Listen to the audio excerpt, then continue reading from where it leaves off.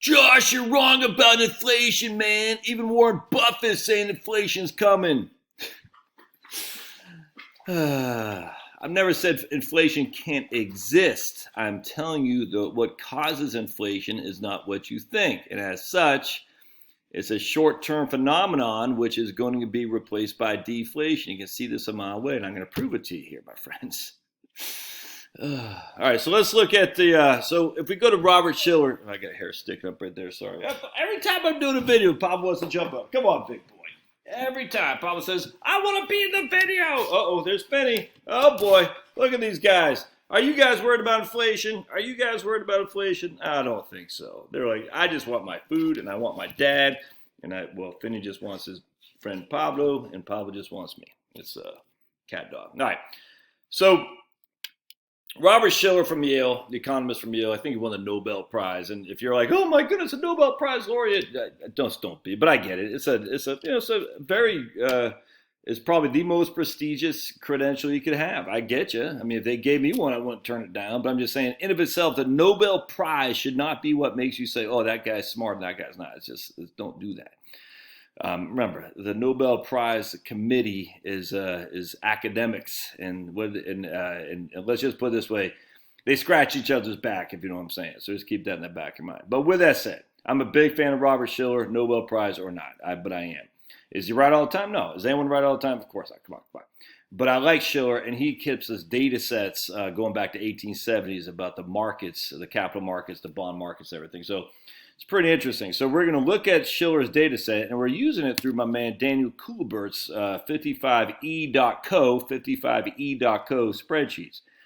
And just using Shiller data, and you can argue with Shiller, but that's what we're going to use because he is a Nobel laureate in economics. So who am I to argue with Shiller? Here's our inflation going back to 1870s, and you can see we had deflation, because there's no printing press from the federal government. All right, that's what people think. But lots of deflation. The 1870s is awful hard to say, hey, extrapolate some data from that and put it in here today. So look, it's interesting. You just can't make a correlation at all. But anyway, no inflation. Was the Federal Reserve Board came out right here, 1913, I think. No inflation. Then we had mass inflation right here. What caused that mass inflation? The Federal Reserve. I'll let you guys gather that. And then a couple years later, we had mass deflation. No inflation in the 20s. Deflation. Low inflation, deflation. Oh, then we had pretty significant inflation here. All right, from 1941 till 1948. What caused that? Deflation, low inflation, one big year of inflation. What caused that? I'll let you think. Deflation, low inflation. Oh, we start getting into higher inflation right in here. Oh, inflation.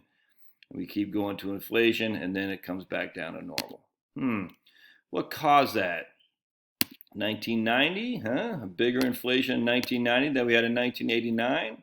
Then went back down again. What causes this? Interesting.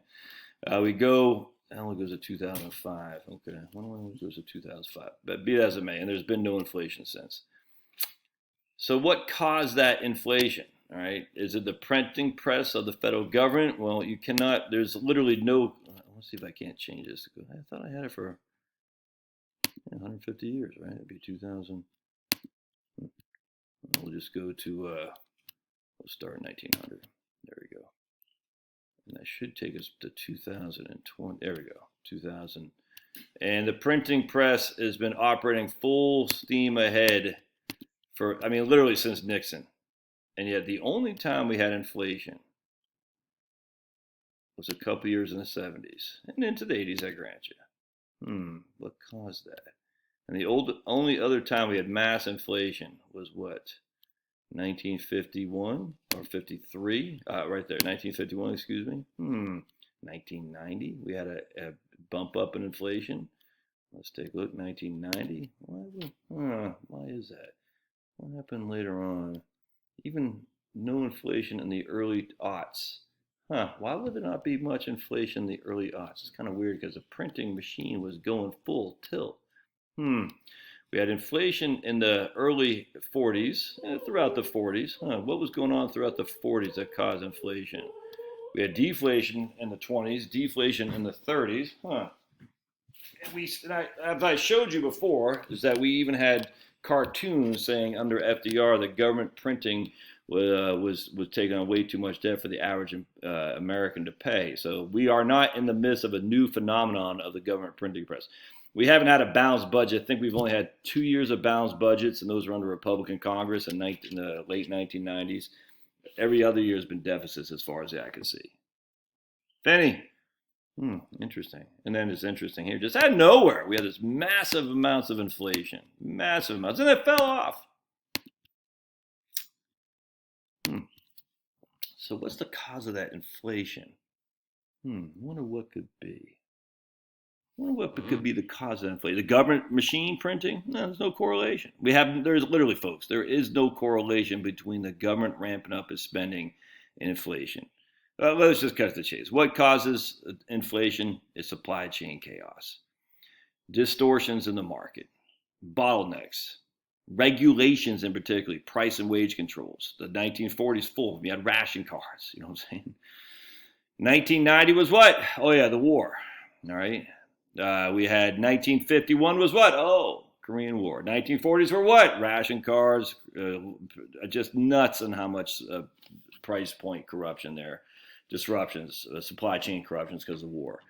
Rationing, wage and price controls, scarcity. 1916 through 1919, World War I, scarcity, price controls, rationing, the whole thing. It's not because the government printing. Now look, can the government print inflate? Absolutely, absolutely. But what causes inflation isn't the government printing, it's the scarcity of the policies made by Zimbabwe, Venezuela, Germany, the U.S. It's the wage and price controls of the 40s, wage and price controls under Nixon. I'm not as big of a knowledgeable on World War I with stupid Woodrow Wilson, but I'm knowledgeable enough to know that guy wanted to get us into war something wicked. He wanted it, and he got it. And anytime there's massive amounts of war, there is wage and price control, stagflation, I should say. They got supply chain disruptions, distortions everywhere. That's inflationary. But it's not because if the government printing press was inherently inflationary, we'd see it in Japan, we'd see it in the United States. We don't, man. It's because of COVID. And the point being is, yeah, there's going to be some short-term disruptions which are inflationary in the short term, but those go away. Unless this is the problem with Sniffy Joe. And the modern monetary theorists, in some regard, are right. There is no inflation because it's not relied to the printing press. Where the modern monetary theorists go off the freaking reservation, though, is that they start saying, oh, we can control things by making sure that you can't buy that, but you can buy this. Regulate this, unregulate that, i.e. making sure you buy the certain electric vehicle as opposed to IC, all that stuff. That's where the inflation comes in. Hopefully, there'll be enough, because the Republican Party in of itself isn't going to stand up against the tyrants that are in the Democrats. But hopefully the courts who Trump was able to freaking build like crazy will stand up against this stuff. It's not constitutional to put price controls in there and mandates that say you can't buy this or most favored status. Don't forget, remember China, most favored status, most favored country? Nuts. I don't know if they still are or not, but they were under Clinton when they were, and I think they got the WTO, and now just nuts. Now they got their eyes on Taiwan. But the problem is it's wars, man. It's wars and any kind of supply chain. And look, the COVID reaction was the equivalent of a war, without question.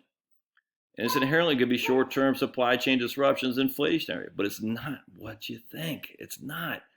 And as long as the freaking regulations are kept to a minimal, the inflation will go like freaking yesterday's New York Times. You'll use it to freaking clean your bird cage. I don't have birds. I use it to...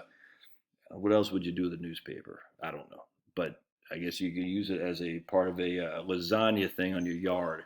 You know, you take newspaper, you take some compost, you take some cardboard boxes. Come on, uppy.